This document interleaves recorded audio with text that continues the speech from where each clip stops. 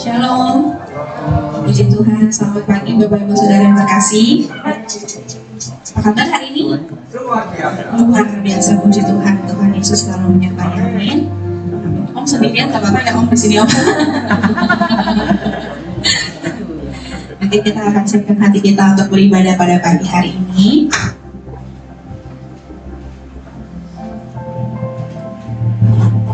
Mari kita siapkan hati dan pikiran kita, fokuskan hati dan pikiran kita hanya kepada Tuhan saja.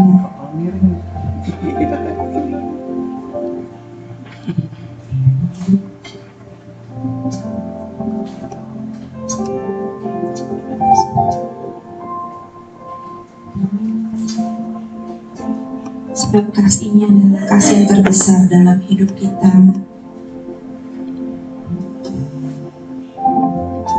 Karena kasih-Nya Ia rela mati di kayu salib untuk menebus kita semua dari dosa.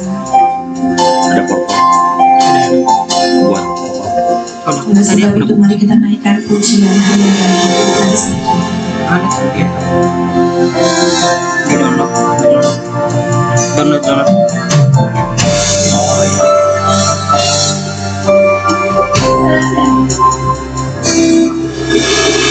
Kasih yang berindah, hati yang mulia, hanya ku temukan di dalam-Mu, Yesusku. Pujian dari hatiku selalu di setiap waktuku. Tiada pernah berubah kasih-Ku.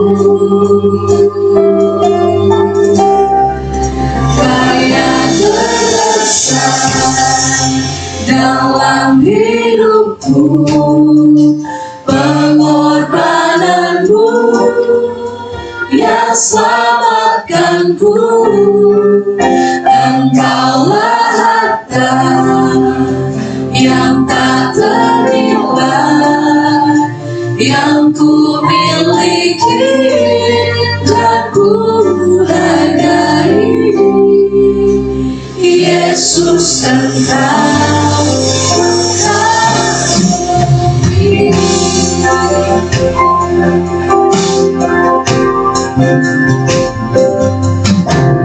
Kasih yang terindah, hati yang mulia, hanya ku temukan di dalam-Mu, Yesusku. Inilah pujian dari hati kami, pujian dari hatiku,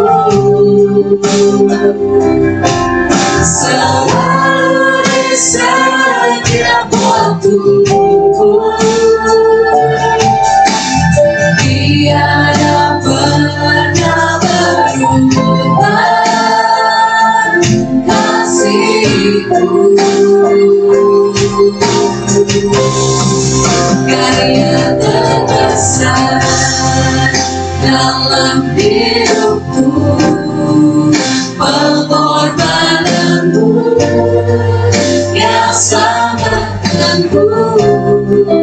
Engkaulah harta yang tak ternilai, yang ku miliki dan ku hargai. Yesus, Engkau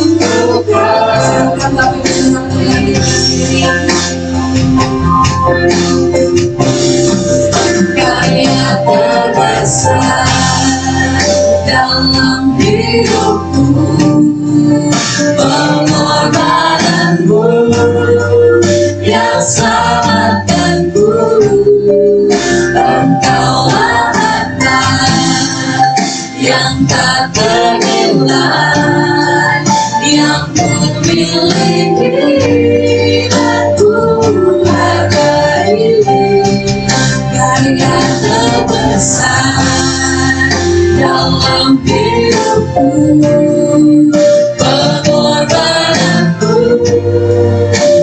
selamatkanku.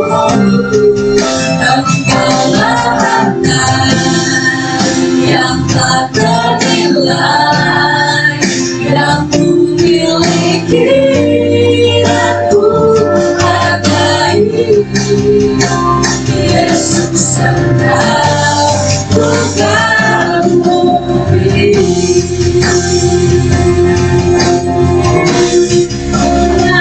Perhatianmu menghidupkanku,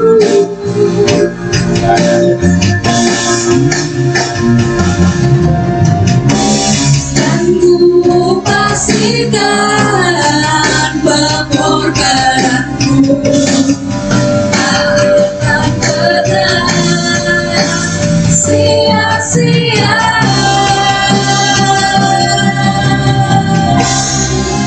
Karya terbesar dalam hidupku, pengorbananmu yang selamatkanku.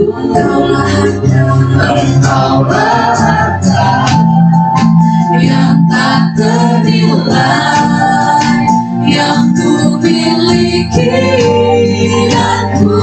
Karya terbesar dalam hidupku, karya terbesar dalam hidupku, pengorbananmu yang selamatkanku. Engkaulah harta yang tak ternilai, yang ku miliki. Yesus, Allah karya terbesar dalam hidupku, pengorbananmu yang selamatkanku. Engkaulah harta yang tak ternilai, yang ku miliki dan ku hargai. Yesus, Engkau ku kagumi. Yesus, Engkau ku kagumi. Yesus, Engkau ku kagumi.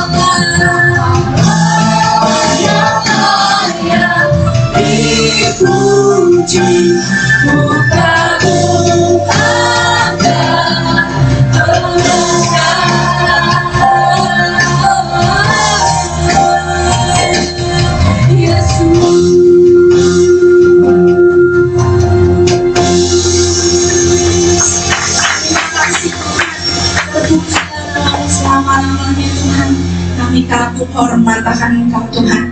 Terima kasih untuk kebaikan-Mu. Terima kasih untuk pengorbanan-Mu bagi kami Tuhan. Kami gak layak menerima semuanya, tapi Tuhan layakkan. Tuhan, kami juga mengucap syukur pada pagi hari ini. Kami masih diberi kesempatan untuk boleh beribadah bersama-sama. Kami masih diberi kesehatan. Kami masih diberi sukacita pada pagi hari ini Tuhan. Oleh sebab itu Tuhan, kami tidak akan menyia-nyiakan kesempatan ini. Kami akan beribadah dengan sungguh-sungguh Tuhan. Kami mau fokuskan hati dan pikiran kami hanya kepada Engkau. Biar Tuhan yang memimpin ibadah ini dari awal, pertengahan, hingga akhirnya. Biar Tuhan yang berbicara, Tuhan yang mengurapi setiap kami. Untuk rekan-rekan kami yang masih dalam perjalanan, biar Tuhan yang pimpin, antarkan mereka sampai di tempat ini dengan selamat tanpa kurang suatu apapun. Segala roh jahat di udara yang bukan daripadamu, yang mencoba mengganggu ibadah kami pada pagi hari ini, Tuhan, kami mau bersatu hati, kami mau patahkan, kami mau usir di dalam nama Tuhan Yesus. Biar hanya roh Tuhan saja yang ada di tempat ini. Terima kasih Bapa, terima kasih Tuhan Yesus. Dalam nama Tuhan Yesus kami berdoa dan mengucap syukur. Haleluya. Amin. Shalom Bapak Ibu Saudara.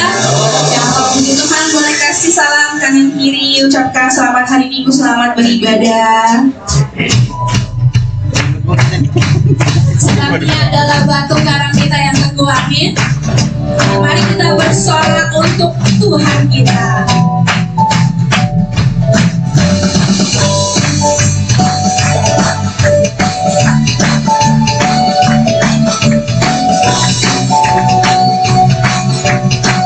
Katakan sama-sama, kau batu karang yang teguh, sebab dialah kota benteng kita. Kota benteng dan perisaiku, yang menang kalahkan mau. Penyelamat yang bangkitkan, katakan haleluya.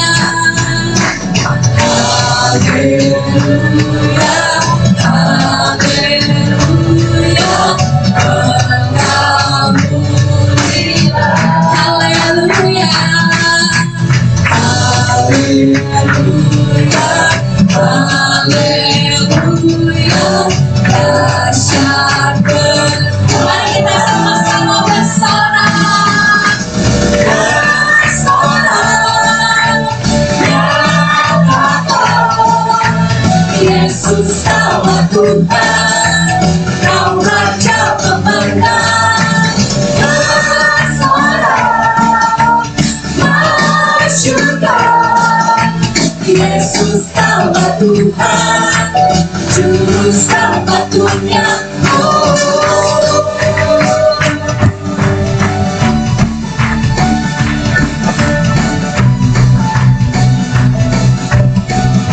Dan Yesus batu penjuru, Yesus batu penjuru.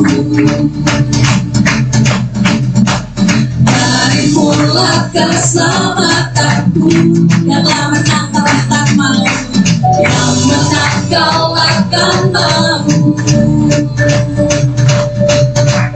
Bernalah yang bangkitkan hidup. Angkat tanganmu, katakan haleluya. Haleluya, haleluya, Bapa mulia. Haleluya,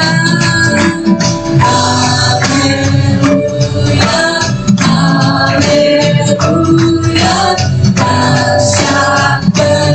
Mari bersorak bagi Tuhan, kita katakan bersorak, nyatakan Yesus Allah Tuhan, Kau Raja pemenang.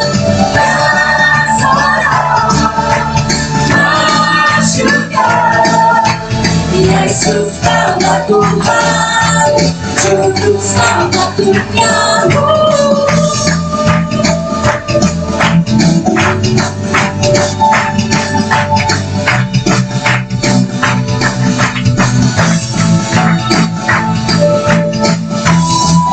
Mari kita tepuk tangan untuk Tuhan kita.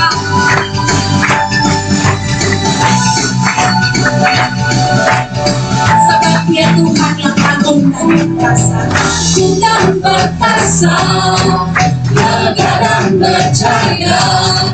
Yesus Tuhan, Yesus Tuhan, tempat perlindungan, untuk pertahanan.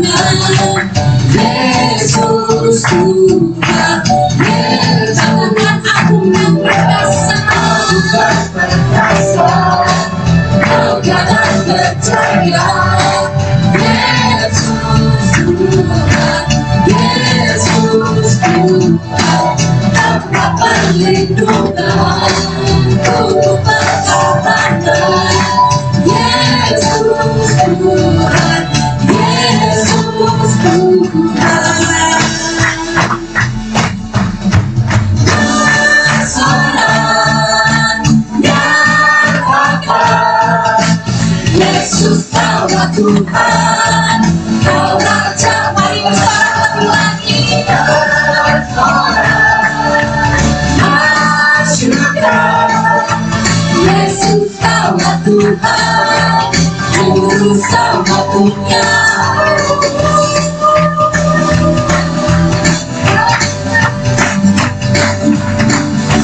Dialah Tuhan yang agung dan perkasa,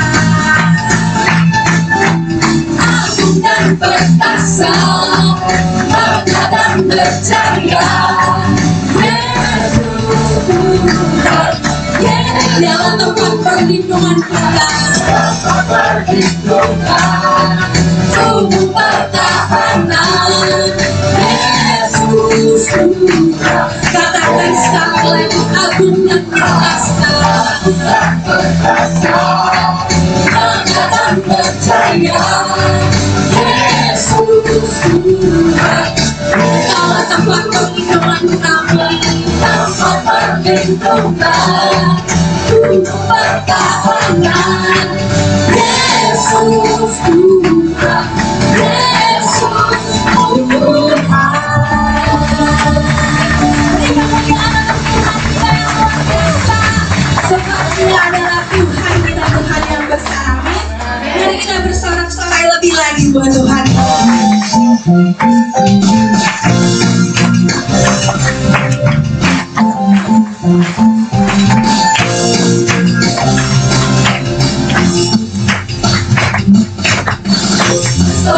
Sorak-sorak muliakan namanya, Dia berperang ganti kita.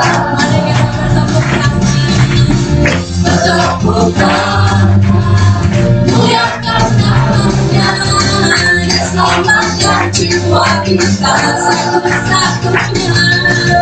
Satu-satunya penebus, kalahkan maut, bangkitkan hidup. Yang memberi kemenangan bersama kita, di dalam kita. Masuk dalam kemuliaan-Nya, Dia menghidupnya, Dia kemarah.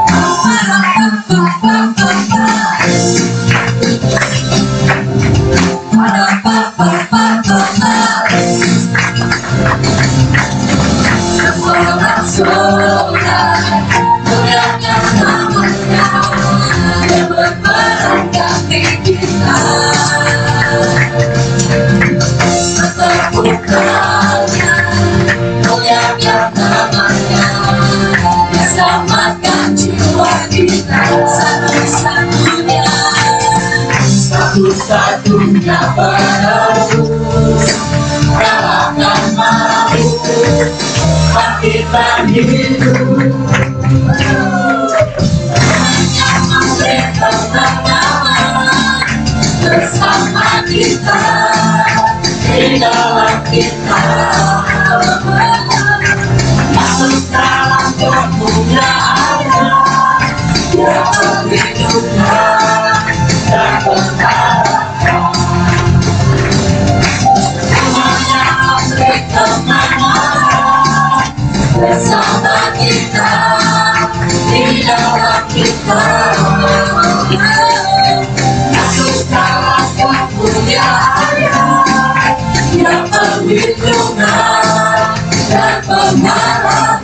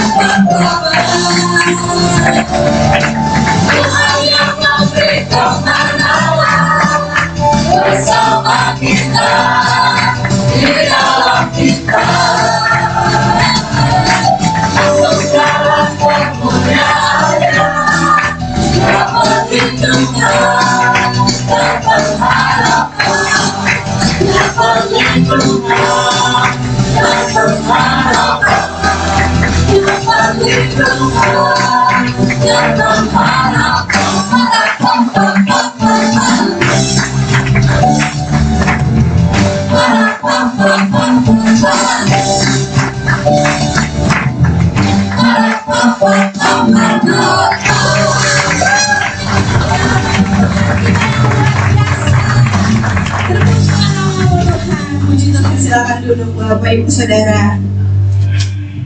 Mari kita mau ngatur nafas kita dulu. Capek ya? Ya apa buat Tuhan kita harus all out ya. Kalau perlu lompat, menari buat Tuhan. Mari tiba saatnya kita akan mendengarkan firman Tuhan yang akan disampaikan oleh hamba-Nya.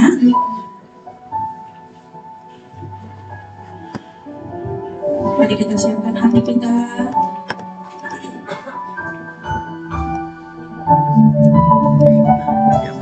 Kita mendengar hati kita. Kadang-kadang mati sendiri.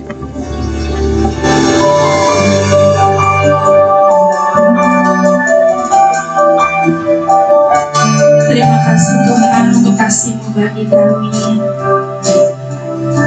Kami tahu perlindungan Tuhan nyata dalam hidup kami.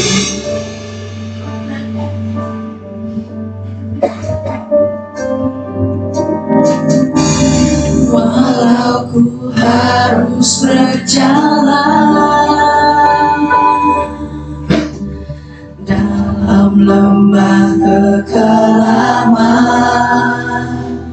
perlindungan-Mu, oh Tuhan, nyatalah bagi diriku. Tak pernah sedetik pun Kau tinggalkan kami Tuhan. Tiada pernah sedetik pun, tiada pernah Kau tinggalkan. Sungguh mulia dan sempurna, hanya Kaulah yang disembah. Yesus Kau juru selamatku, dalam janji-Mu kemenanganku selamanya Kau nyatakan besar setia-Mu Tuhan di hidupku.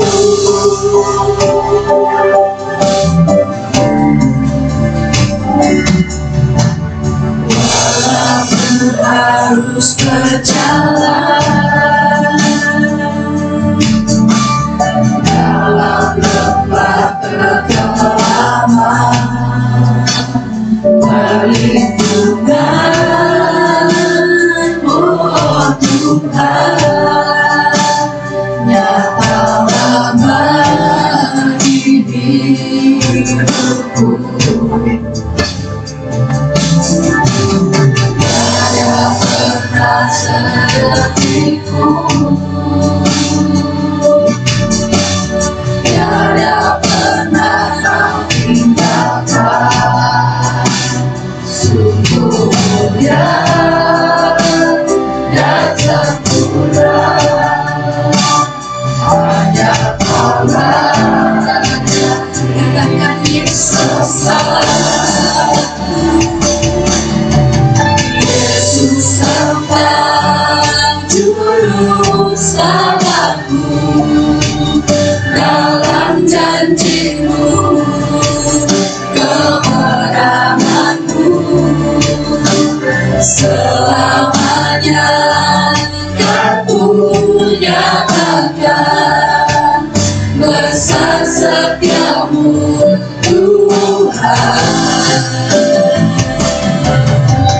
Yesus Engkau juru selamatku dalam janji-Mu, kebenaran-Mu selamanya tak ku nyatakan. Besar setiamu Tuhan di hidupku. Yesus, Kaulah juru selamatku. Yesus, Engkau juru selamatku. Dalam janji-Mu, keselamatanku nyatakan ini Tuhan. Selamanya kan ku nyatakan. Besar setiamu Tuhan. Yesus, Kaulah juru selamatku. Yesus, Engkau juru selamat. Saya udah membuat saudara untuk berdiri dalam janji-Mu, kebenaran-Mu selamanya aku nyatakan. Besar setiamu Tuhan di hidupku.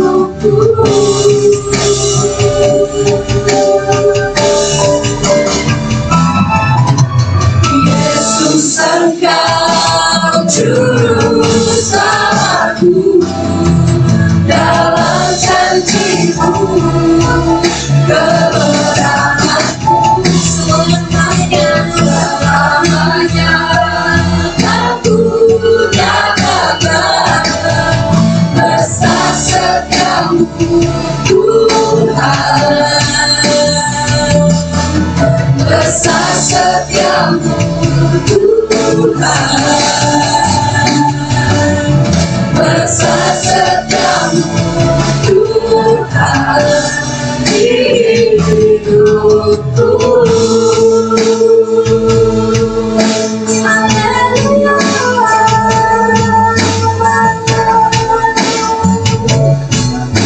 Besar setiamu.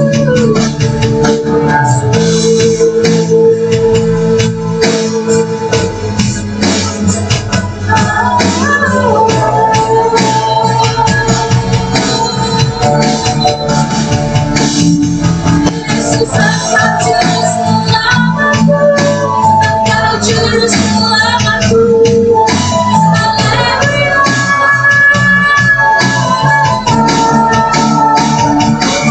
Bersamalah Tuhan, ku tinggikan nama-Mu, ku muliakan nama-Mu Tuhan. Yesus, Engkau juru selamatku.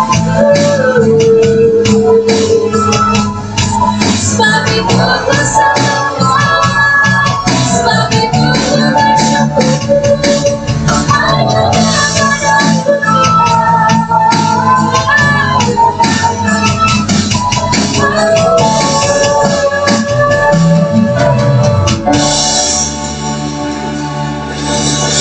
Yesus, Engkau juru selamatku. Dalam janji-Mu, kemenanganku selamanya kan ku nyatakan. Besar setiamu Tuhan. Yesus, Kau juru selamatku. Yesus, Engkau juru selamatku. Dalam janji-Mu, kebenaran-Mu selamanya kan ku nyatakan. Besar setiamu. Sekali lagi katakan, Yesus, Kau juru selamatku Tuhan. Yesus, Engkau juru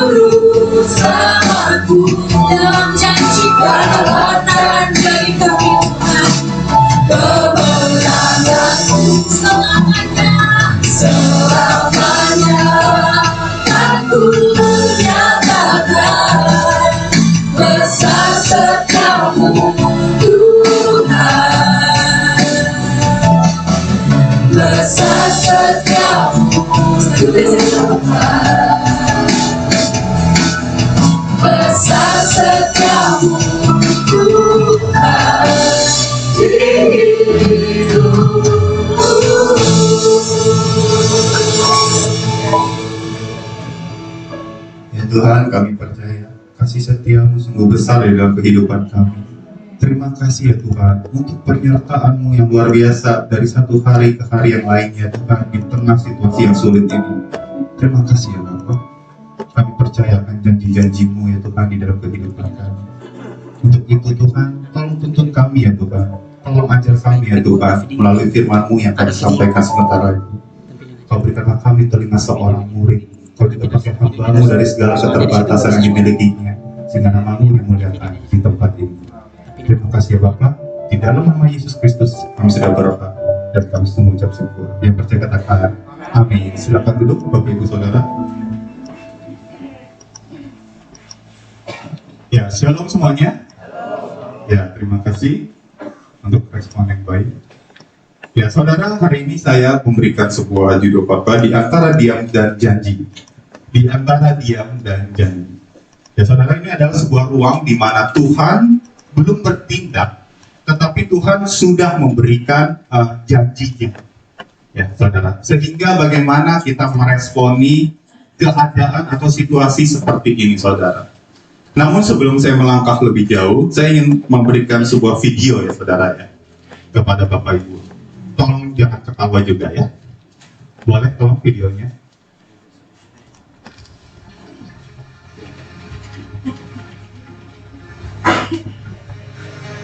Jangan ketawa.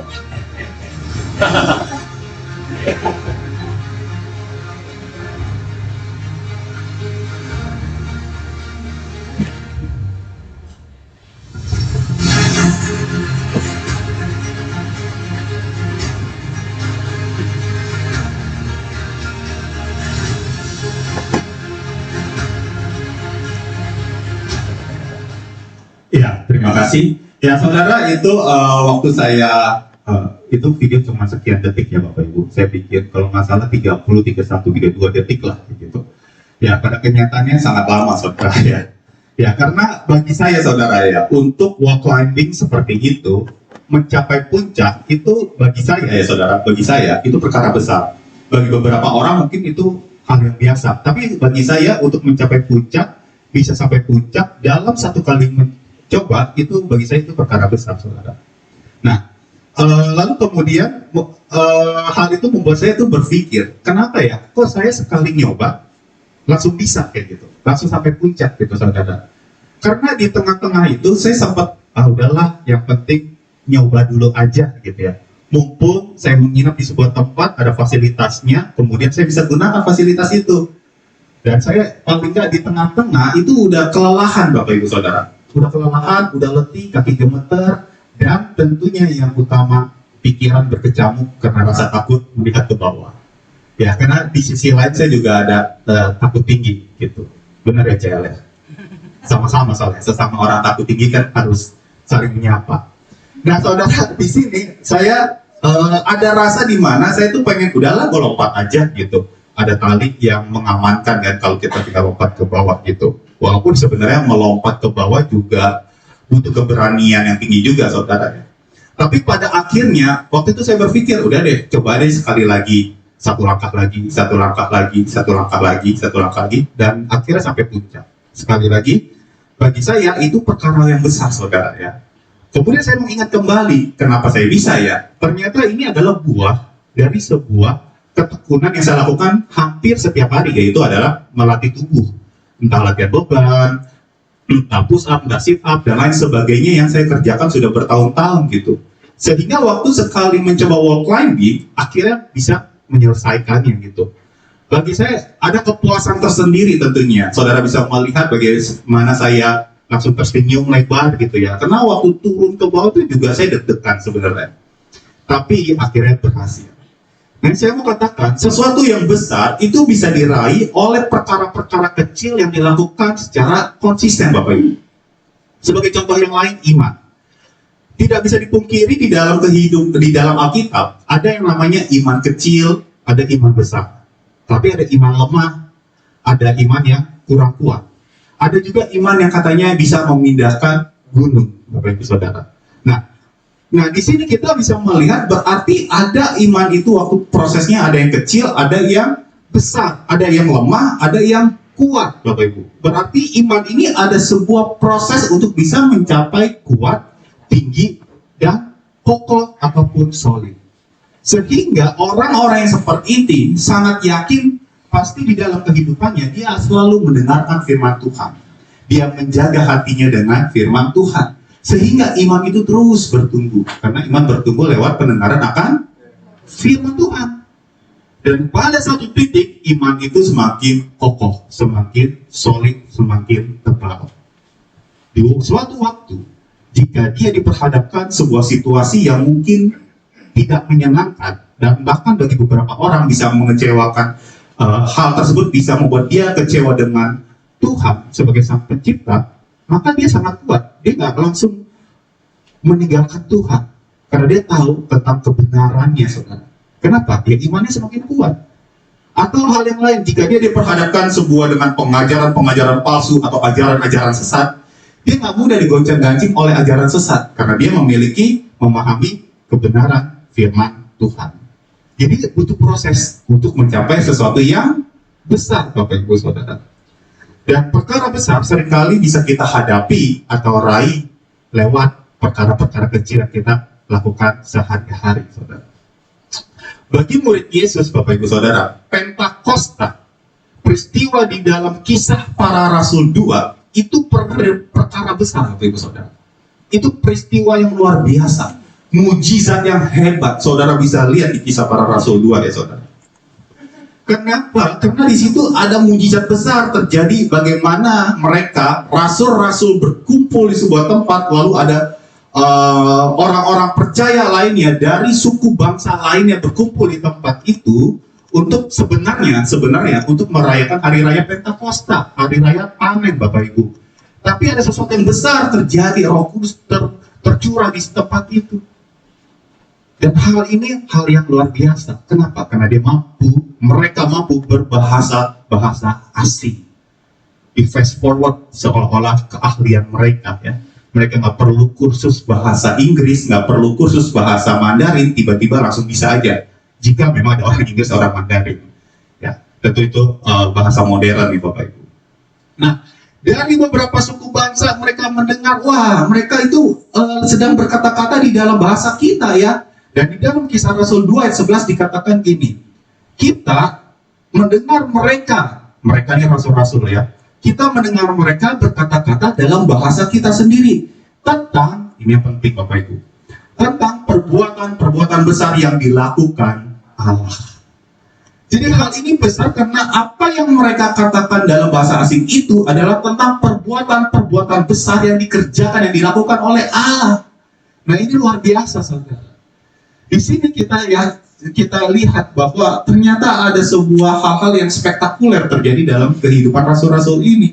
Saya percaya kalau hal ini terjadi di dalam Alberta lah, misalkan kayak gitu, ada pencurahan Roh Kudus dan lain sebagainya, saya yakin kita akan viral, Bapak Ibu Saudara. Akan scrolling TikTok isinya Alberta dicurah Roh Kudus, ada lidah-lidah api, ada siapa tuh bahasa asing dan lain sebagainya, pasti akan viral, Bapak Ibu Saudara. Kenapa? Karena ini mujizat besar yang terjadi. Poinnya adalah karena mereka mampu menceritakan perkara-perkara besar yang dilakukan oleh Allah di dalam bahasa-bahasa yang mereka sendiri belum sempat belajar, gitu, saudara. Jadi kita bisa melihat di sini pertanyaannya, apa yang mereka kerjakan, apa yang mereka lakukan sehingga kok bisa ya mereka memiliki pengalaman rohani yang luar biasa seperti ini. Nah saudara, ada sebuah rentang waktu, boleh tolong slide-nya. Ada rentang waktu dari kenaikan Yesus sampai sebelum hari Pentakosta. Nah, saya mulai dari Paskah dulu deh ya. Paskah dan Pentakosta itu hari raya tradisi Yahudi yang memang sudah dirayakan sejak Perjanjian Lama. Ya saudara ya, Pentakosta hari raya panen, kalau Paskah hari raya keluarnya bangsa Israel dari Mesir. Tetapi di Perjanjian Baru, kematian dan kebangkitan Kristus itulah hari raya Paskah. 50 hari ke depannya, tetap mereka melakukan tradisi itu. Mereka melakukan hari raya itu, yaitu hari raya Pentakosta. Tapi karena di Perjanjian Baru ada kisah tentang Kristus sebagai sorotan utamanya, 40 hari setelah hari kebangkitan Kristus adalah kenaikan Kristus. Saudara, Dan 10 hari setelah itu baru hari raya Pentakosta. Jadi maksud saya ada jeda 10 hari sebelum hari raya Pentakosta. Ada jeda 10 hari di mana sebelum mujizat besar itu terjadi di dalam kehidupan rasul-rasul. Masalahnya apa yang terjadi di dalam 10 hari itu? Di dalam 10 hari itu hanya dicatat sepersekian ayat saja, saudara. Di dalam Kisah Para Rasul 1 itu dijelaskan, itu pun juga cuma sampai Kisah Para Rasul berapa itu 10 sampai yang ke 26. Itu dikisahkan tentang 10 hari tersebut. 10 hari itu adalah hari-hari biasa, regular day. Hari-hari biasa aja Bapak Ibu Saudara. Mereka makan, mereka minum, mereka berdoa, mereka berkumpul, dan lain sebagainya, saudara. Nggak ada peristiwa besar di situ. Tidak ada catatan-catatan khusus di tempat itu, Bapak Ibu Saudara. Tapi kalau Kisah Rasul 1 itu tetap ditulis, pasti ada sesuatu yang spesial yang perlu kita pahami bersama, Bapak Ibu. Dan di masa penantian ini, Lukas juga mencatat bahwa ada janji dari Tuhan Yesus. Karena saya bacain aja ya, Kisah Para Rasul 1 ayat 5 dikatakan, sebab Yohanes membaptis dengan air, tetapi tidak lama lagi kamu akan dibaptis dengan Roh Kudus. Ayat 8, kamu akan menerima kuasa, kamu akan menjadi saksiku. Itu bukti Yesus telah memberikan sebuah janji. Kamu akan dibaptis Roh Kudus, kamu akan terima kuasa, kamu akan jadi saksiku. Nah, semuanya digenapi di dalam Kisah Para Rasul 2. Mujizat besar, penggenapan itu semua ada di dalam Kisah Para Rasul 2, Bapak Ibu Saudara.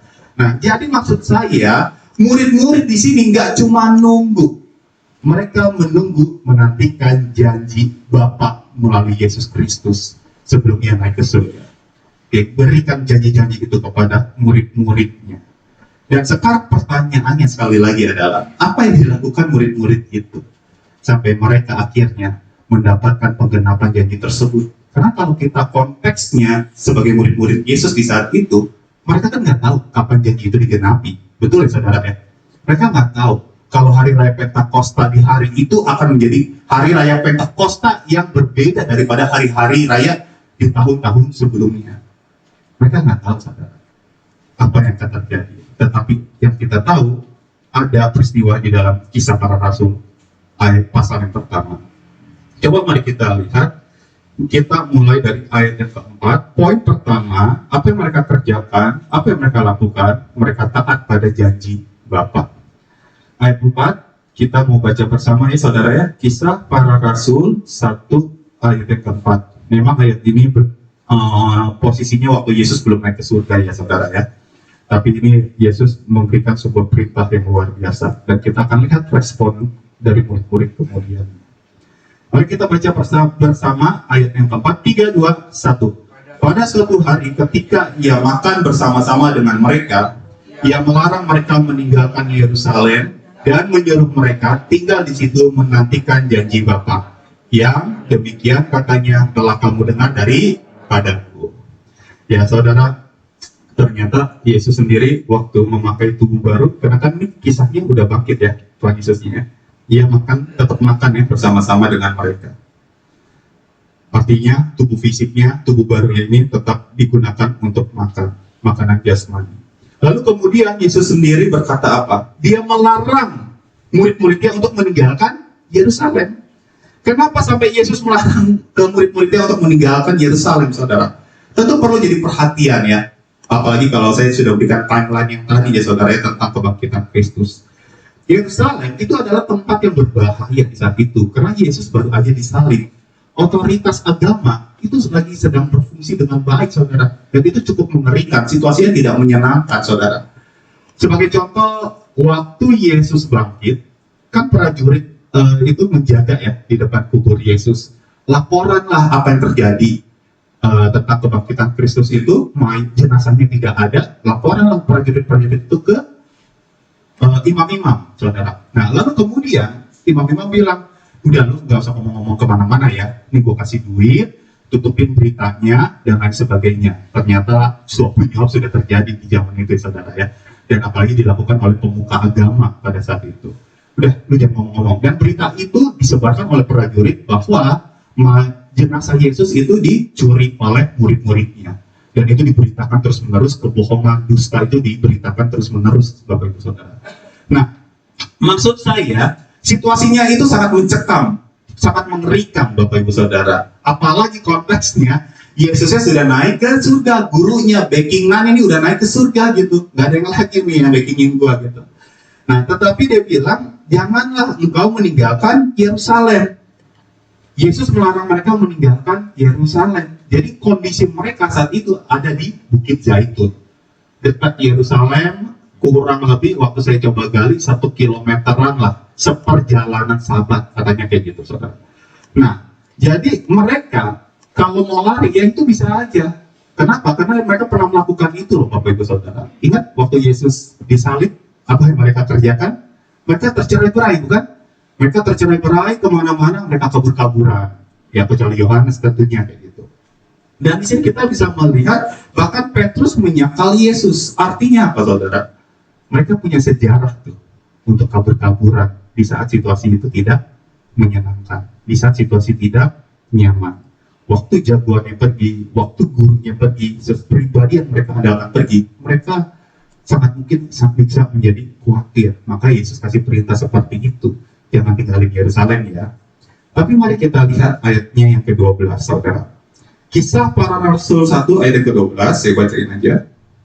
Dikatakan, maka kembalilah rasul-rasul itu ke Yerusalem dari bukit yang disebut Bukit Zaitun, yang hanya seperjalanan sahabat jauhnya dari Yerusalem. Jadi mereka melakukan persis apa yang Yesus katakan, apa yang gurunya katakan di dalam situasi yang tidak nyaman itu. Saudara, ketaatan ini bukan soal mengerti, memahami rencana Bapa seutuhnya, tetapi percaya kepada pribadinya. Sehingga mereka sebagai murid-muridnya, mereka percaya aja udah sama gurunya yang udah naik ke surga itu. Dan akhirnya mereka kembali ke Yerusalem dari Bukit Zaitun.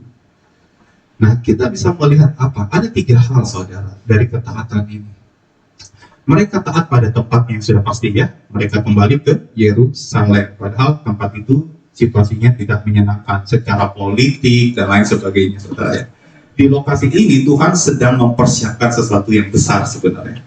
Kenapa sih harus Yerusalem? Karena ada sebuah misi besar yang ditulis dalam ayat 8.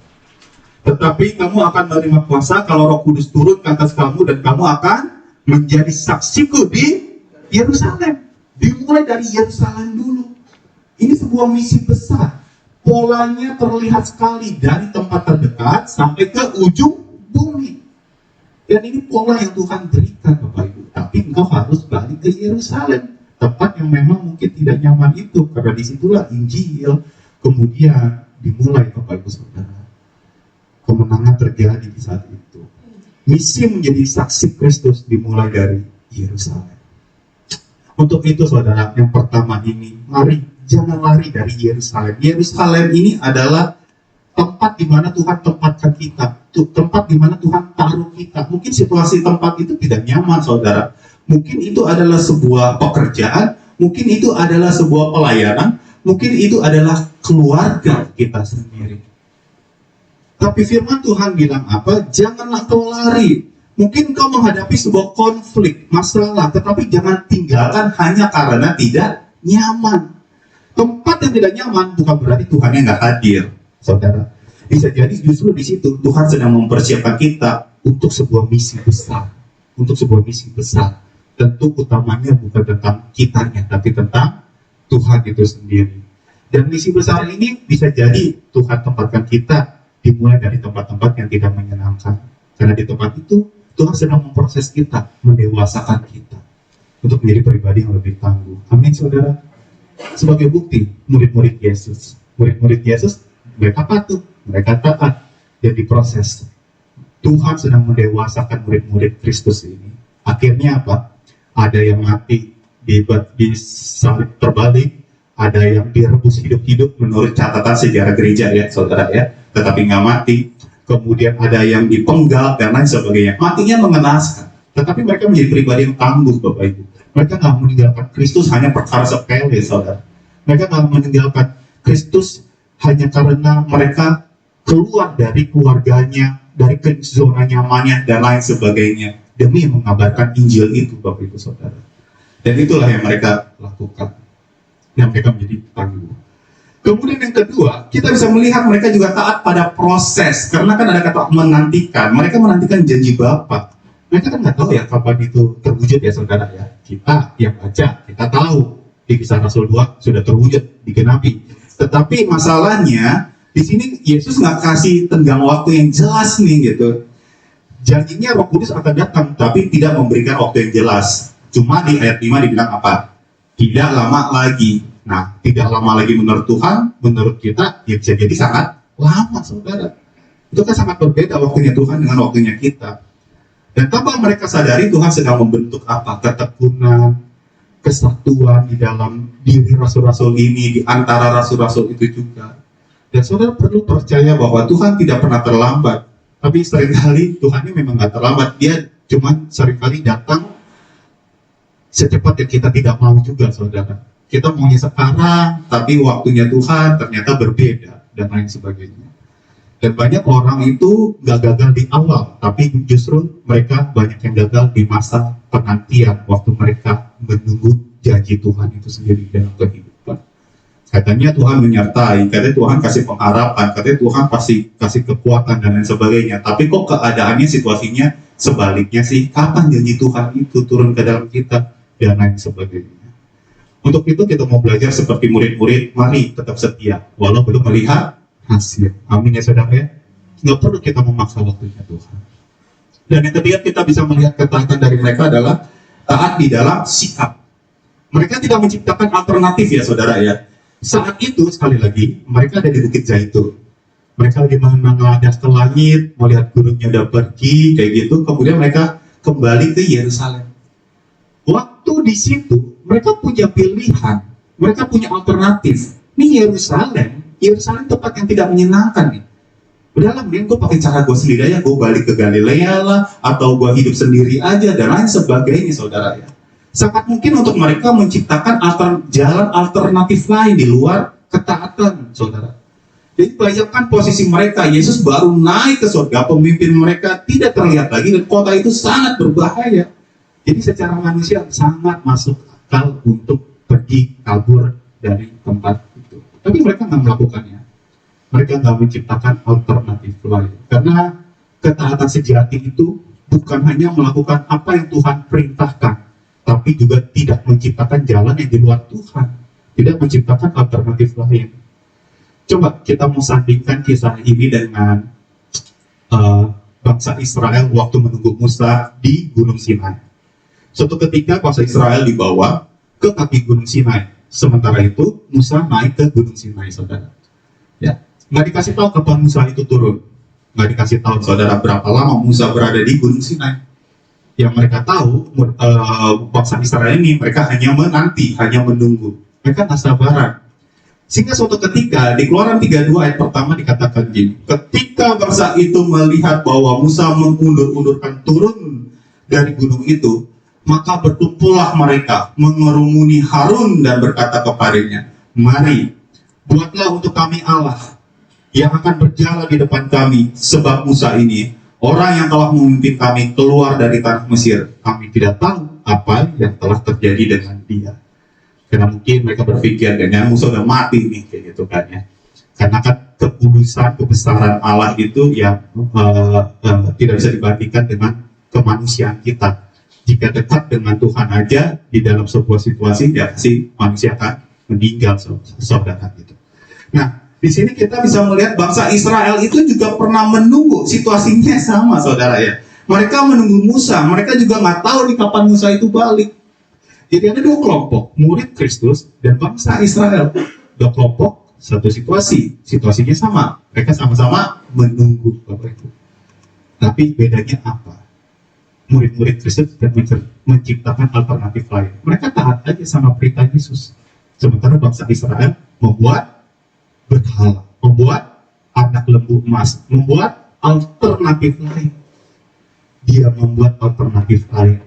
Dia mohon sama Harun, kong kali kong bikin anak lembu emas yang dibuat dari perhiasan-perhiasan mereka sendiri. Di sini kita bisa melihat ketika manusia nggak sabar menunggu, manusia itu bisa hanya mencari pengganti Tuhan. Mungkin hari ini kita membuat patung, tapi kita sering menciptakan alternatif lain.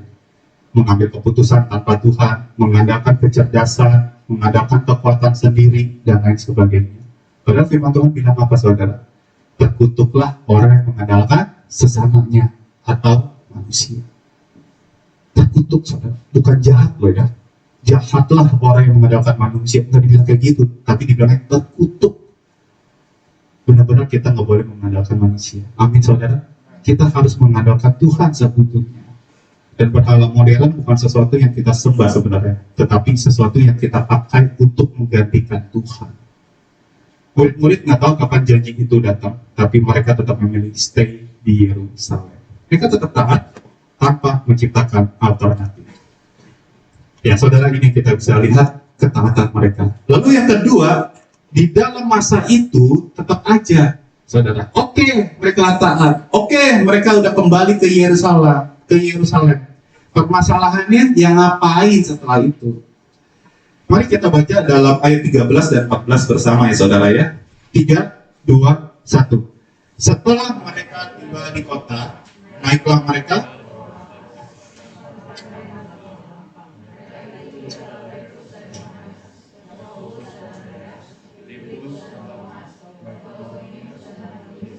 Yakobus bin Alfeus dan Simeon orang Selot dan Yudas bin Iskariot.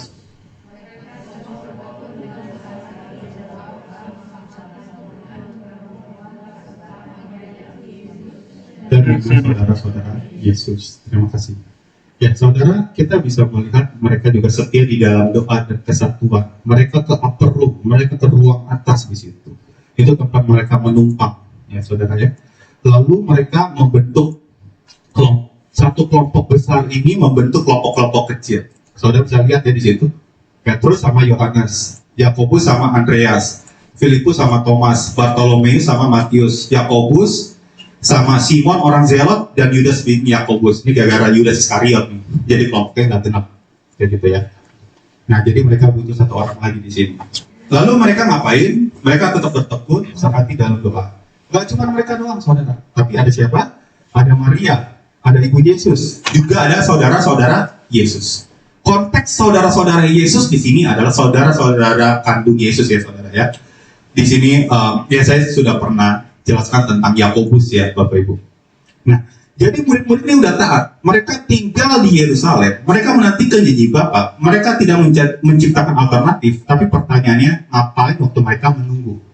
Ternyata di sini kita lihat di Kisah 1 ayat 13 sampai 14, mereka naik ke ruang atas. Mereka semua bertekun sehati dalam doa. Sesuatu yang sering kita dengar tentunya setiap kali ibadah, setiap hari, dan seterusnya. Bertekun artinya apa? Terus menerus, gak pernah berhenti, gak pernah menyerah, sehingga ini menjadi sebuah ritme hidup. Untuk apa? Sehati, satu arah, satu tujuan, satu kerinduan, yaitu kepada Tuhan yang mereka sembah, saudara. Guru yang mereka sembah. Bukan berarti mereka tidak ada perbedaan ya, Bapak Ibu Saudara ya. Saudara bayangkan gini ya, yuk bayangin sama-sama. Mereka ke upper room, ruangan itu sederhana, tidak terlalu besar di tempat itu. Lalu kemudian ada rasul-rasul, ada Maria, ada saudara-saudara Yesus juga di situ. Saudara, ini seorang sehati, dikatakan dalam Alkitab mereka sehati dalam doa. Padahal mereka berangkat dari latar belakang yang berbeda-beda, dari idealisme yang berbeda-beda, dari suku bangsa sama aja sih ya, suku bangsanya, tetapi dari pola pemikiran yang berbeda-beda, latar belakang keluarga yang berbeda-beda. Nah, di sini mereka ada siapa? Ada nelayan, betul ya saudara ya? Ada pemungut cukai, juga ada orang Zelot nih saudara. Katanya Simon orang Zelot, dia seorang nasionalis radikal gitu, punya idealisme yang tinggi. Jadi maksud saya nggak mudah untuk menyatukan orang modelnya kayak gini di dalam satu komunitas, di dalam satu tempat untuk sehati berdoa bersama. Jadi maksud saya, secara manusia mereka tuh nggak cocok, tapi sekarang malah mereka duduk bersama untuk doa. Dan ini luar biasa, saudara. Kenapa mereka bisa bersatu? Tentu sangat mudah untuk kita katakan karena hati mereka sudah diubahkan. Orang yang hatinya sudah diubahkan pasti mereka mau bersatu, saudara. Mereka mau bertekun di dalam doa. Ada transformasi hati di tempat ini, Bapak Ibu Saudara. Sebagai contoh, Yakobus yang tadi saya mention, saudara ya.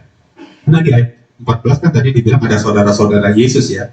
Dan Yakobus adalah salah satu saudara Yesus yang di-mention berkali-kali dalam Alkitab. Pun waktu Yesus selama 40 hari menampakkan diri itu berkali-kali ke murid-murid, pertama kali dia menampakkan diri ke siapa? Dia ke Yakobus. Kenapa ke Yakobus? Karena dia adalah saudara kandung Yesus yang jelas-jelas pernah di dalam situasi tidak percaya sama Yesus. Saudara, boleh saya bacain aja ya. Yohanes 7 ayat 5 dikatakan gini. Sebab saudara-saudaranya sendiri pun tidak percaya kepadanya. Berarti ada masanya saudara Yesus sendiri pun nggak percaya sama Yesus, saudara. Tapi sekarang di ayat ini, di kisah 1 ayat 14, mereka berada dalam doa bersama. Dan salah satu contoh saudara Yesus adalah Yakobus. Dia skeptis, nggak percaya sama Yesus. Tapi kemudian karena diubahkan, dia mau bertekun di dalam doa. Lalu kemudian Yakobus menjadi pribadi yang luar biasa. Di kemudian hari, dia menulis kitab Yakobus. Lalu kemudian dia juga pemimpin gereja mula-mula. Dia pemimpin agama mula-mula untuk agama Katolik, saudara ya. Dan di sini kita melihat ada kegerakan rohani, saudara ya. Dan ini bukti, ketika hati diubahkan, kesatuan menjadi mungkin. Mereka pernah gagal, mereka pernah ragu, tapi hati yang diubahkan membuat mereka menjadi satu, saudara. Nggak peduli dengan kekurangan yang mereka pernah miliki. Beberapa dari mereka tuh ada yang ninggalin Yesus. Beberapa dari mereka ada yang nggak percaya sama Yesus. Beberapa dari mereka ada yang ragu sama Yesus. Ada yang juga mengkhianati Yesus. Yudas mengkhianati Yesus.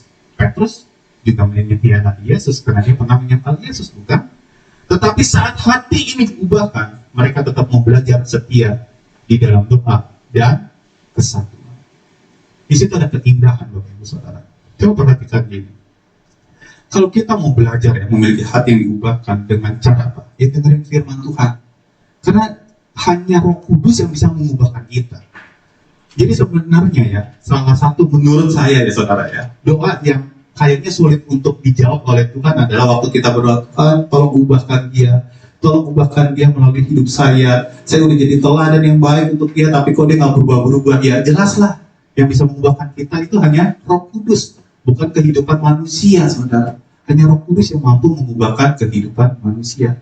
Untuk itu penting untuk kita buka telinga lebar-lebar, mendengarkan firman, sehingga apapun yang disampaikan di hari di mana engkau mendengar firman Tuhan, disitulah engkau mendapatkan teguran, disitulah engkau mendapatkan nasihat, disitulah engkau mendapatkan sesuatu, dan hatimu diubahkan dari satu hari ke hari yang lain.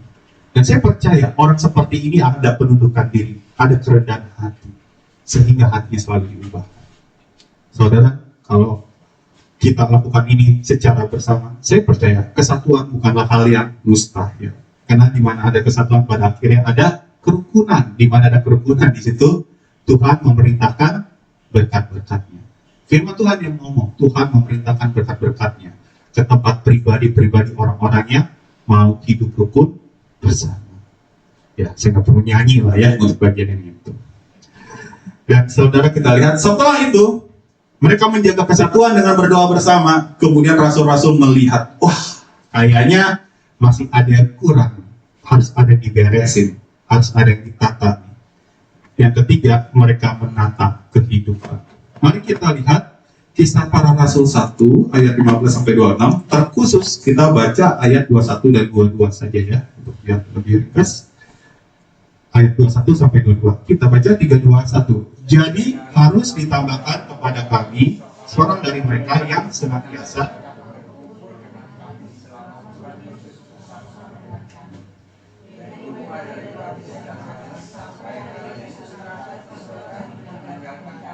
untuk menjadi saksi dengan kami tentang kebangkitannya. Ya, saudara, ayat ini membuktikan apa, saudara ya? Bahwa yang menjadi saksi saat Yesus terangkat ke sorga itu nggak cuma rasul-rasul doang, saudara. Ya, tapi ternyata lebih dari 11 rasul. Nah, kenapa? Karena ada calonnya ada dua ini ya. Konteksnya kalau saudara baca ayat berikutnya itu ada Barsabas, satu lagi namanya Matias. Barsabas dan Matias dipilih nih kayak gitu untuk menggantikan Yudas, saudara ya. Lalu kemudian dikatakan syaratnya apa? Syaratnya mereka yang bersama-sama dengan Yesus dan rasul-rasul sejak baptisan Yesus itu sendiri sampai terangkat naik ke surga. Jadi sangat mungkin waktu yang menyaksikan terangkat naik Yesus naik ke surga itu ya lebih dari 11 rasul lainnya ya saudara ya. Nah, jadi kisah ini adalah tentang orang lain nih, di luar rasul-rasul lain nih. Adalah tentang Matias yang juga adalah murid Yesus yang akhirnya dimasukkan ke dalam lingkaran Yesus. Lingkaran rasul-rasul. Segitu pentingnya bilangan rasul, jumlah pemimpin, akhirnya mereka perlu menatap kembali. Coba kita pahami teksnya lebih dulu ya saudara ya. Ayat 15 dikatakan, pada hari-hari itu berdirilah Petrus. Kepemimpinan di sini muncul karena Petrus berdiri mengambil inisiatif. Ia yang dulu pernah menyangkal Yesus, sekarang dia berinisiatif untuk memimpin Bapak Ibu Saudara. Dulu dia takut, dulu dia mengecewakan hati Tuhan, tetapi akhirnya di sini dia mengambil posisi. Dia mengambil sikap. Kenapa? Karena hatinya sudah diubahkan. Dia tidak seperti yang dulu lagi, saudara. Dia berinisiatif walau keadaannya itu tidak nyaman. Kemudian di ayat 20 dikatakan, sebab ada tertulis dalam kitab Mazmur, biarlah perkemahannya menjadi sunyi, dan biarlah tidak ada penghuni di dalamnya, dan biarlah jabatannya diambil orang lain. Yang kedua, mereka mengganti Yudas dengan dasar yang jelas, dasar yang firman. Ini nih kisah tentang Raja Daud waktu itu dikhianati, diburu oleh musuh-musuhnya, kemudian dia menulis kitab Daud ini, saudara ya. Kitab Daud lagi, kitab Mazmur maksud saya ya saudara. Nah, di sini sebenarnya adalah dua kitab Mazmur yang diubahkan, yang dikutip maksud saya, yang kemudian dipakai untuk menentukan pengganti Yudas. Jadi yang kedua ini mereka mengganti Yudas, dasarnya jelas firman. Dan yang ketiga, kita lihat mereka menata ulang. Nah saudara, di ayat 21 sampai 26 kita bisa melihat akhirnya mereka mengganti Yudas dengan Matias. Mereka sadar bahwa waktu menjalankan misi Kristus, mereka butuh bantuan orang. Waktu menjalankan misi Bapa ini, mereka butuh personil yang lengkap. Yudas sudah nggak ada. Mereka butuh penggantinya, yaitu Matias. Di ayat 13 yang kita udah baca tadi, mereka itu satu kelompok besar, tapi kan terlihat ganjil ya. Masa ada 5 kelompok kecil, yang ini satu kelompok isinya 3, tapi yang lainnya ada 2, Petrus, Yohanes, Andreas, Yakobus, dan seterusnya. Dan mereka mencari pengganti Yudas di sini. Dan ini yang menarik saudara, Barsabas dan Matias maksud saya hanya disebutkan 1 kali di dalam kisah para rasul 1. Sebelum dan setelahnya tidak lagi disorot. Saya boleh minta tolong Bapak Damai untuk menjadi kunci. Dalam rencana Tuhan, saudara, memang nggak semua orang itu disorot, nggak semua orang itu diperhatikan dengan baik. Konteksnya di sini bahkan rasul-rasul sendiri pun nggak semuanya mendapatkan porsi yang besar. Karena yang penting itu bukan mereka, bukan kita, tapi siapa yang mereka beritakan, yaitu Tuhan Kristus, Tuhan Yesus Kristus. Amin, saudara. Ini yang lebih penting, saudara. Yang penting, walaupun di situ ada Barsabas, Barsabas itu tidak dipilih akhirnya. Yang dipilih siapa? Matias. Ternyata Matias pun juga nggak disorot lebih.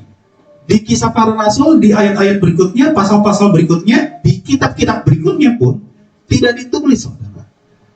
Nggak terkenal gitu loh. Nggak kayak Petrus, nggak kayak Yohanes, kayak gitu. Nggak kayak Rasul Paulus, kayak gitu. Dia nggak terkenal gitu. Karena yang penting adalah mereka masuk dalam misi Bapa, bukan karena sorot atau tidaknya gitu. Dan nggak semua rasul mendapatinya, bukan? Saudara, yang saya mau katakan gini ya, hidup kita itu mungkin bisa berantakan, tetapi hati yang mau ditata ulang itu selalu punya harapan. Kalau kita melihat bagian ini dengan jujur, ini bukan cerita tentang Barsabas dan Matias saja. Ini bukan cerita tentang mereka, Matias menggantikan Yudas, bukan saja saudara. Ini sebenarnya adalah cermin tentang kehidupan kita, tentang kita sendiri. Murid-murid sedang menata ulang komunitas mereka. Bukan karena semuanya sudah baik-baik saja, tapi dia melihat ada yang hilang. Mereka melihat ada yang kurang. Mereka melihat kalau ini nggak digantiin, misi besar Bapak, perlu orang-orang yang lebih besar lagi.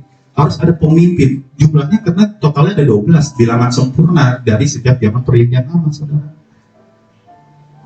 Dan kalau kita mau jujur, hidup kita ya sering kali seperti itu. Ada musim di mana hidup kita semuanya kayak terasa berantakan gitu. Relasi kita dengan sesama nggak baik. Kehidupan doa kita mulai longgar. Tanggung jawab kita abaikan. Dan bahkan mungkin ada dosa-dosa yang kita sembunyikan dengan baik-baik, dengan cantik. Nggak ada yang tahu, cuma kita doang yang tahu. Tetapi membedakan murid-murid dengan banyak orang Kristen di hari ini adalah mereka nggak membiarkan keadaan itu tetap seperti itu, saudara. Mereka mau menatanya kembali. Mereka mau mengembalikan itu kembali, mengembalikan nama itu kembali di dalam bilangan 12 rasul. Makanya Matias itu dimasukkan ke dalam 12 rasul tersebut, saudara. Untuk apa? Menjaga komunitas ini. Untuk menjaga komunitas ini menjadi pionir untuk murid-murid Kristus lainnya. Sehingga misi Bapak ini dapat dijalankan. Yang penting karena ada Injil yang perlu disampaikan, Bapak Ibu Saudara. Bukan nama-nama merekanya. Dan mereka memilih untuk menata kembali. Dan mungkin saudara, hari ini Tuhan nggak sedang meminta sesuatu yang besar dari kita, tapi Tuhan sedang mengundang kita untuk menata hidup kita kembali. Kalau ada hubunganmu yang rusak, ya jangan lari, hadapi, selesaikan dengan sesama. Bahkan firman Tuhan bilang apa? Tinggalkan dulu persembahanmu, lalu selesaikan masalahmu dengan saudaramu. Beresin tuh dulu hati lu tuh sama saudaramu itu. Barulah kau kembali mempersembahkan persembahanmu. Segitu pentingnya untuk kita berelasi, segitu pentingnya untuk kita memberesi relasi kita dengan sesama, sampai Tuhan harus mention tentang hal tersebut. Kalau kehidupan kerohanian kita berantakan karena ada dosa yang tersembunyi, jangan ditutup. Akui di hadapan Tuhan. Firman Tuhan bilang apa sih? Tuhan adalah Tuhan yang setia dan adil. Dia akan menyucikan kita, dia akan memulihkan kita lagi kok. Dia akan mengampuni kita. Bahkan dia sudah mengampuni sebelum kita minta ampun lebih dulu. Mari kita minta ampun sama Tuhan. Kita tata kembali. Kita tata kembali kehidupan kita yang sedang berantakan ini, supaya hati kita ini diubahkan, sehingga ada misi Kristus yang perlu diberikan, disampaikan. Jika ada tanggung jawab yang tertunda, jangan dihindari. Ambillah sebuah langkah. Jika kehidupan doa kita mulai berantakan, jangan merasa gagal. Doa itu katanya kan nafas ya sebenarnya. Masa gagal nafas? Jangan pernah merasa gagal. Kalau engkau merasa kehidupan doamu berantakan, hancur, sampai lupa berdoa setiap hari, ya kembali. Dia sedang menunggu kita. Dia sedang menunggu kita. Kita tata kembali kehidupan kerohanian kita. Kita tata semuanya itu semua, supaya kita dibentuk oleh Tuhan, kita didewasakan. Dan saudara, kita sering menunggu sesuatu yang besar, perkara besar, mujizat besar. Padahal Tuhan sedang melihat kehidupan hari-hari kita. Hari-hari kecil kita, waktu kita bekerja di hari Senin, waktu kita beraktivitas di hari Selasa, waktu kita persiapan pelayanan mungkin di hari Rabu, waktu kita datang ke kerja di hari Kamis mungkin, hari Jumat, dan lain sebagainya. Tuhan melihat hari-hari biasa kita. Sama seperti murid Kristus, 10 hari itu yang dilihat oleh Tuhan, sehingga akhirnya mereka mendapatkan pengalaman rohani yang luar biasa di hari ke-50 atau hari ke-10 setelah kenaikan Kristus. Di antara diam dan janjinya Tuhan, ada ketatan, ada doa, ada hati yang perlu ditata. Dan mungkin Pentakosta dalam hidup kita bukan langit yang terbuka, tapi dimulai dari hati yang mau dibentuk. Disitulah kita mau diubahkan, sehingga nama Kristus dimuliakan. Amin Bapak Ibu Saudara. Mari kita berdoa. Tuhan Yesus, terima kasih untuk nasihat-Mu, terima kasih untuk teguran firman-Mu. Biarlah apa yang disampaikan hari ini bisa menjadi kekuatan untuk kami semua. Tolong kami ya Tuhan, tolong kami ya Tuhan. Mungkin kami pernah hidupnya berantakan, kehidupan doa kami hancur, bahkan kami sulit untuk bersatu hati, dan lain sebagainya. Sehingga kami juga sulit untuk taat kepada perintah-Mu ya Tuhan. Untuk itu kami mau datang kembali kepadamu ya Tuhan. Kami mau diubahkan, kami mau dibentuk ya Tuhan.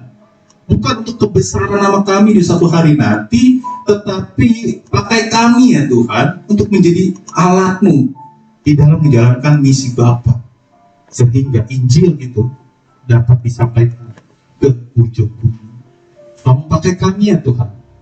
Kami rindu ya Tuhan. Namun sebelum itu semua, tolong ubahkan kami. Tolong ubahkan kami. Terima kasih Tuhan. Biarlah firman ini menerangi kehidupan kami. Kemuliaan hanya bagi-Mu saja di tempat yang maha tinggi.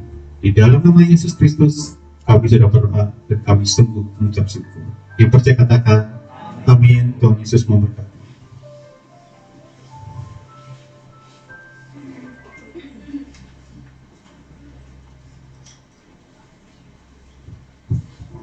Puji Tuhan, saya percaya kita semua diberkati oleh firman Tuhan, amin. Atas nama Ibu Gembala dan seluruh jemaat, terima kasih untuk kehadiran Bapak Paulus. Tuhan Yesus memberkati Bapak, istri, dan istri. Kita akan memberikan persembahan kepada yang bertugas. Saya persilahkan untuk maju ke depan.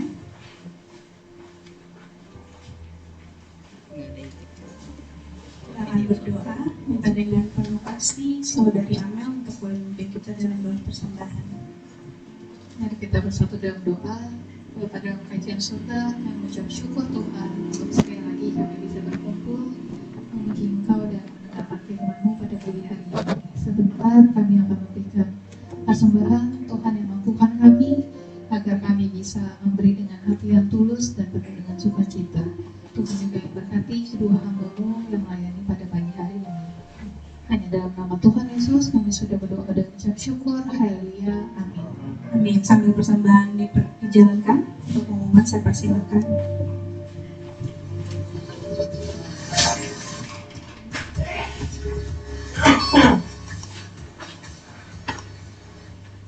Keluarga besar GBI Alberta mengucapkan terima kasih kepada PDP Paulus Igunata Sutejo yang telah menyampaikan firman Tuhan dalam kebaktian umum hari ini.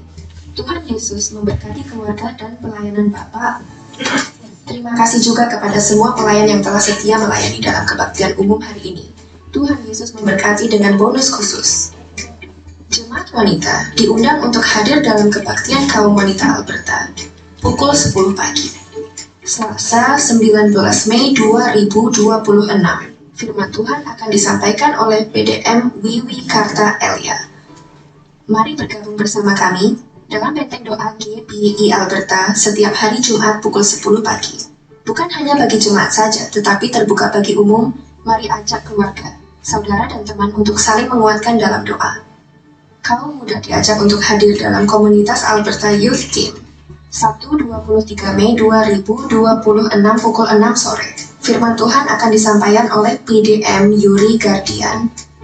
Seluruh jemaat diundang untuk hadir dalam kebaktian umum GBI Alberta Minggu 24 Mei 2026 pukul 8 pagi. Firman Tuhan akan disampaikan oleh Pendeta Junifrius Gultom. Ibadah sekolah minggu di kelas lantai 3 bersamaan dengan kebaktian umum. Diharapkan para orang tua dapat membawa anak-anaknya saat beribadah, supaya anak-anak juga dapat mengikuti sekolah minggu. Keluarga besar GBI Alberta mengucapkan selamat ulang tahun kepada Ibu Lili Ngadiman 18 Mei, Bapak Teguh Komala 19 Mei, dan Ibu Yunike Sheila Sutejo 22 Mei. Tuhan Yesus selalu mencurahkan berkatnya. Jemaat Alberta tetap satukan hati berdoa bagi gereja kita, Alberta dan bangsa negara kita setiap malam pukul 9 malam. Mari luangkan waktu berdoa agar pemulihan terjadi bagi gereja kita Alberta dan NKRI. Terus ingatkan keluarga, saudara, tetangga, dan siapapun untuk beribadah bersama di GBI Alberta. Mari ikuti kegiatan gereja GBI Alberta melalui warta yang dikirimkan di WA Group. Untuk para pelayan, mohon memperhatikan jadwal pelayanannya.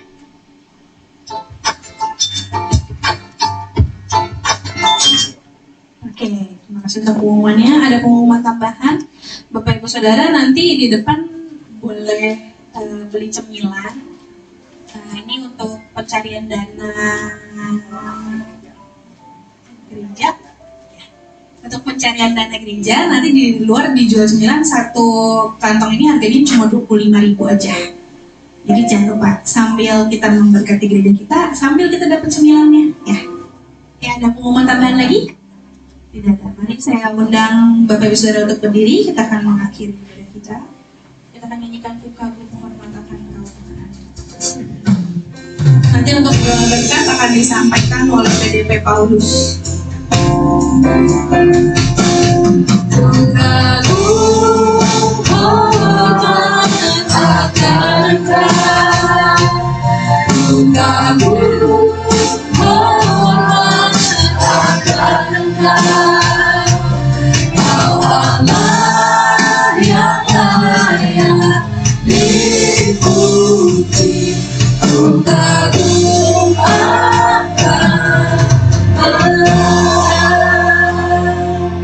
Terima kasih Tuhan untuk ibadah pada pagi hari ini yang boleh berjalan dengan baik dan lancar.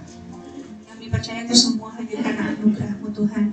Terima kasih untuk firman yang sudah disampaikan. Biarlah firman yang sudah disampaikan juga boleh menjadi berkat bagi kami.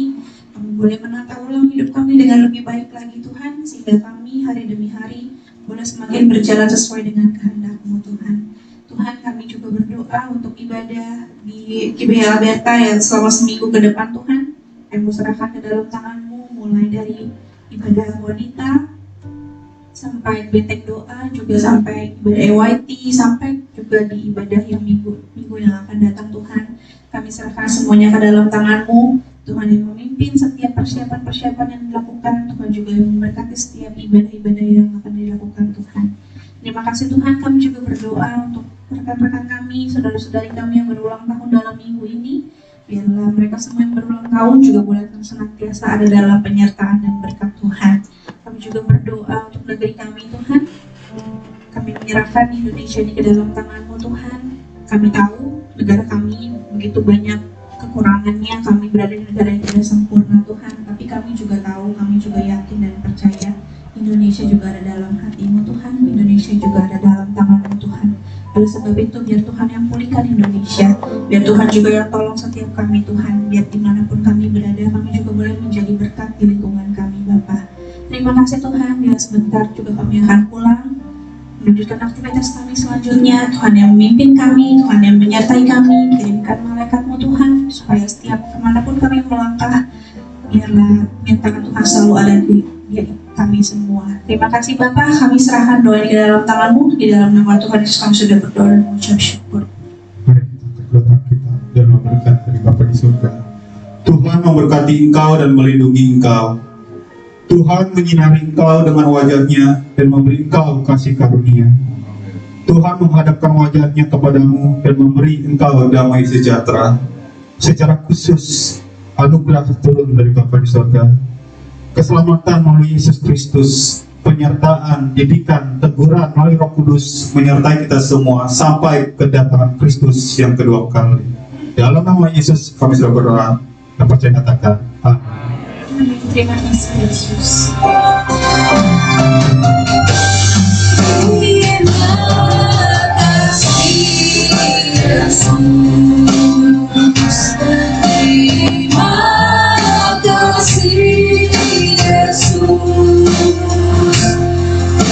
Syukur hanya bagimu, terima kasih Yesus.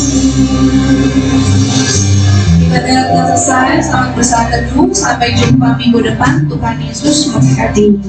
Jangan lupa snack dan jajanannya boleh dibeli ya Bapak Ibu ya.